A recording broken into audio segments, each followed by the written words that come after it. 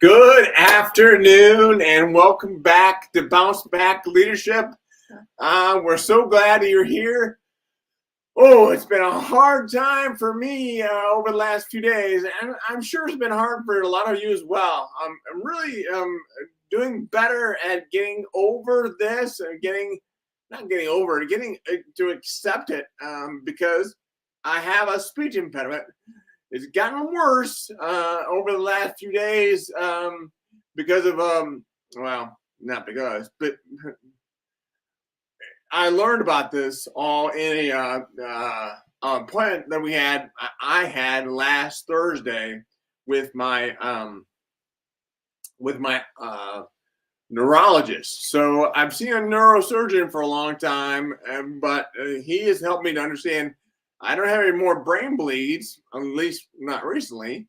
But I really was questioning why I was still having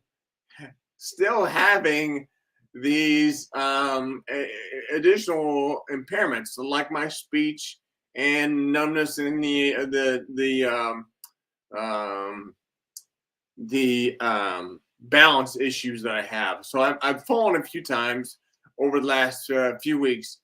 But I know that that's all part of the story. It's all part of who I am. It's all part of sharing that with you. So I'm so glad that you're on here with me today to hear about what I've been doing and to hear about how I'm managing to make those a part of who I am, because I can't ignore them. They're a part of who I am. So I'm not nervous. Even though my voice may quake at times, I have a delay at times. It doesn't mean I'm nervous. It just means that this thing is working through me. So again, it goes back to the different steps we have lined out for you to be able to bounce back from any setbacks. So the first step is to accepting, well, it's really to process what you've lost. So I have to process, and I need to go through this whole step thing again, because I have to process what I've lost. I have to process that I'm not able to speak as well as I used to be.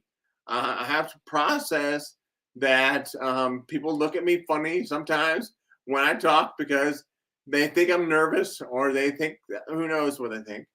I need to make sure that I put that off and understand that that's not a part of who I am, not a part of what makes me who I am, what they think. So that's hard to do. But if I can process that, that'll be better off. Second step is to embrace your disability. So embrace what makes me different. Embrace, who I am. Embrace why I stand out for the pack. Because we all stand out for the pack for different reasons. But many of us don't know what that is. And we don't do the hard work to identify what that is. So that's something as well. So just want to make sure you know that. And understand, this is what I'm going through. You're going through this with me as we continue on. So obviously, the third step of the process is uh, uh, eliminating your self-limiting beliefs, because we all have self-limiting beliefs that we need to get rid of. Um, you know, so my self limiting belief is that what I have to say doesn't matter as much anymore.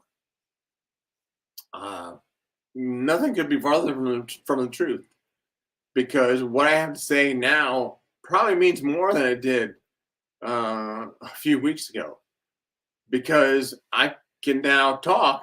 I can share my story with people, but they see that, and they see that I have a speech impediment, and I still am willing to share this story.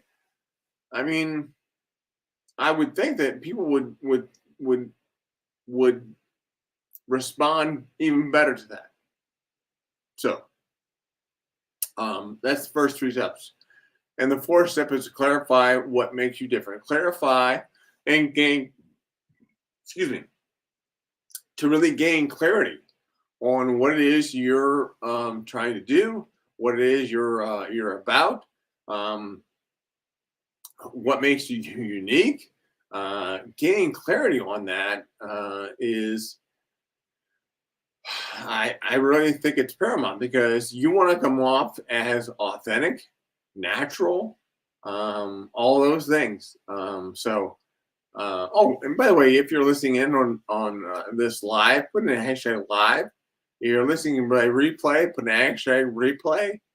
Let me know where you're coming in from as well. That all is great. I'd love to have you do that. So, anyway, so that's the clarity part, and then building your self confidence, and that is something that has been shaken for me. I have had my self confidence shaken quite a bit over the last, well, 12 years, but really the last 2 weeks, because I don't, I get a lot of thoughts in my head, a lot of dark thoughts that I need to get rid of. So, getting on here and talking with all of you helps me to get through that. So, thank you for that. Anyway, so that's a part of it, and then the awards that come afterward. Understanding how you can be a bounce back hero, you can be a bounce back warrior, all those things that that will continue to separate you from other people. So, thank you all for being on here today. I appreciate all of you.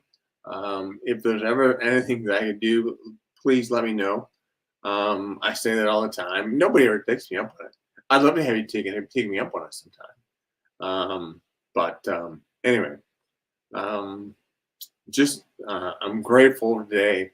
I did do my gratefuls, but I'm grateful today for my friends at the National Speakers Association. That's a great group of people, and I know that they will continue to help me in any way that they can, as long as I don't do something dumb. But yeah, I don't see that happening in the future. Anyway, so that's me. That's today. Not a great day, but a good day. Just working through this whole process with you has been great, and I will continue to do it. So, thank you very much for your time. Thank you very much for being you. Um, I look forward to doing this again sometime soon. Hopefully in the next week, maybe sooner. But we've got a lot of work to do, and some of that is my regular job at the School for the Blind. But some of this is my other job, where I'm speaking to groups all across the country. So um, the next one coming up is in May, and I'm looking forward to doing that. So anyway, if there's ever anything, again, You knew. You heard it. You heard it. But let's just leave it at that. Anyway, I'll let you go. Talk to you soon. And as always, remember to keep one eye on the road.